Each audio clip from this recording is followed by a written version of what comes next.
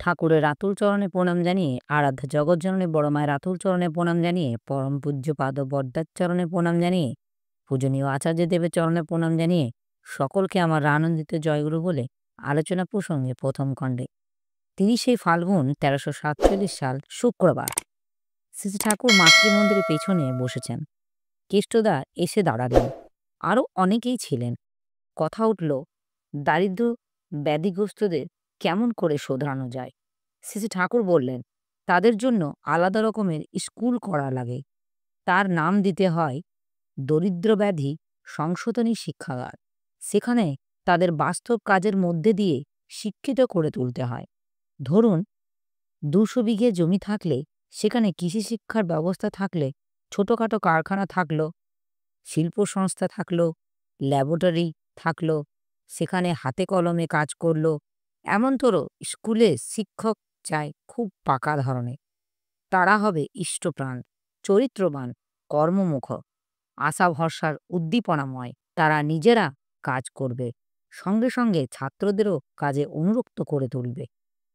উদ্দীপনী ধাক্কা দিয়ে মেকি উপপত্তির বাড়াবাড়ি থাকবে না। কাজকর্ম করবে, তার সঙ্গে কিছু কিছু আক্ষরিক জ্ঞানর ব্যবস্থা থাকবে। নানা রকম সংবাদও তাদের সরবরাহ করতে হবে। তদনুপাতিক গ্রন্থিপীঠ থাকবে। শিক্ষক ও ছাত্র একত্রই থাকবে বোর্ডিংয়ের একসাথে। এমন অবস্থায় বাইরের অন্য দরিদ্র ব্যাধিগ্রস্তের আবহাওয়া থেকে তাদের দূরে রাখতে হবে। তাদের এমন পরিমণ্ডলে রাখতে হবে যাতে তাদের ভিতরে আত্মবিশ্বাস গজিয়ে ওঠে। পাড়ার আনন্দটা তাদের মধ্যে ফুটিয়ে তুলতে হবে। আর যা কিছুই তারা করবে লক্ষ্য রাখতে হবে যাতে সাশ্রয়ের সুন্দরভাবে নিখুঁত রকমের করে। প্রত্যেকেই তার কাজের পুরো হিসেব রাখবে। তারতে রোজ নাম চাই পরস্পরের মধ্যে একটা জীবনীয় প্রতিযোগিতা থাকবে। প্রত্যেককেই যথাযথ প্রশংসা দিতে হবে। সময় ও ক্ষিপ্রগতি, সহজ সাশ্রয়ী ব্যবহার ও তাদের অভ্যস্ত করে তুলতে হবে। বৈশিষ্ট্যমাফিক শ্রম ও উৎপাদনী অনুযায়ী প্রত্যেকেই অর্জন হবে। তাদের মধ্যে এমন একটা ঝোঁক গজিয়ে দিতে হবে যাতে তারা নিজেদের অর্জনের উপর দাঁড়িয়ে ইষ্টভরণ, আচার্যভরণ ও আত্মপোষণ করতে পারে এবং পরিবার পারিপার্শ্বিককেও কিছু কিছু দিতে পারে। এটা অবশ্যই করণীয়, করে তুলতে হয়। করা, পারা ও দেওয়ার আনন্দে তাদের মাতাল করে তুলতে হয়। নিত্য ইষ্টকে খাওয়ানো লাগবেই। এই ছিল আর্য প্রথা।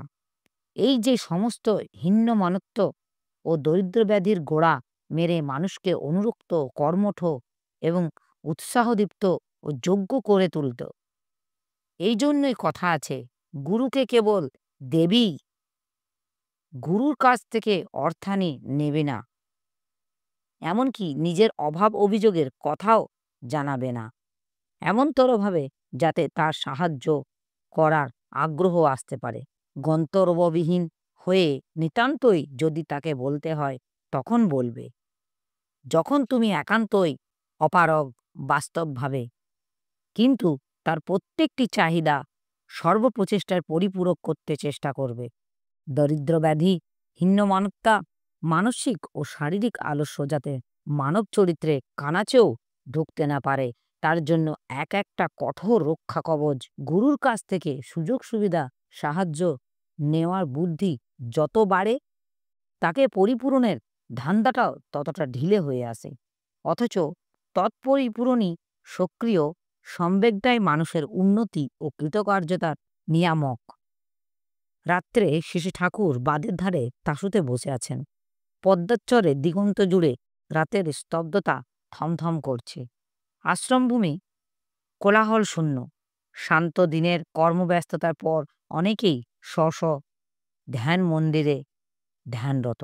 অতিথিশালায় ইত্যাদি কয়েকটি জায়গায় ২-৪ জন পাঠ, আলোচনা ও যাজনে ব্যাপৃত।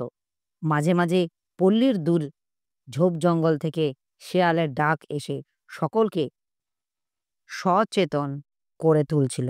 শ্রী ঠাকুর কাছে অল্প কয়েকজন ছিলেন। এমন সময় পাবনার মোক্তার শ্রীযুক্ত ক্ষিতীশ বিশ্বাস আসলেন। ধীরে ধীরে আলাপ জমে উঠল, জনসেবা সম্বন্ধে কথা উঠল। শ্রী শ্রী ঠাকুর বললেন, মানুষের কার কি সমস্যা সেটা যথাযথভাবে অনুধাবন না করে আমরা যদি নিজেদের ভাবনাটা অন্যের উপরে আরোপ করে সমাধান করতে চাই, নিজেদের রকমের, তাতে কারো সত্যিকার উপকার করা হয় না। কুলিদের খাটুনি দেখে আমাদের অনেক সময় কষ্ট হতো, ভাবতাম ওদের কত অসুবিধা। তাই আমি নিজে কিছুদিন ওদের সঙ্গে মিশি, কুলিগিরি করে দেখেছি। দেখলাম ওরা আয় করে প্রচুর, বাবুদের থেকে বেশি করে।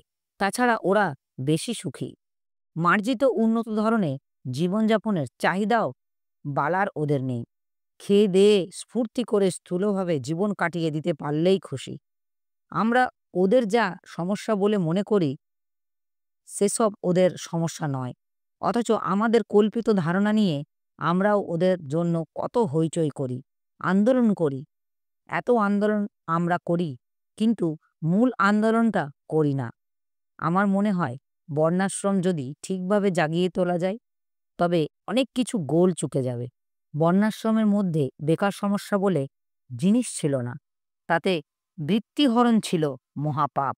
প্রত্যেকেই স্ব বর্ণচিত এবং কর্ম করত, প্রত্যেকেই সহযোগী ও পরিপূরণী হতো। উদাহরণের জন্য যদি বিপ্র, ক্ষত্রিয়, বৈশ্য তাদের বর্ণ অনুচিত কাজ করত, তাহলে পতিত হতো। পয়সা না নিয়ে করলে দোষ হতো না। অন্যকে সাহায্য করার জন্য যদি করে পয়সা নেওয়া যায়, তা তাদের দোষের নয়। কিন্তু পেটের দায়ের জন্য যখন মানুষ ভালো মন্দ বিচার করে না, সমাজের শৃঙ্খলা মানে না, তখন তার আর কিছুই থাকে না। উপস্থিত দাদা, ভাই, বোন, মায়েদের আমার রানন্দিত জয়গুরু।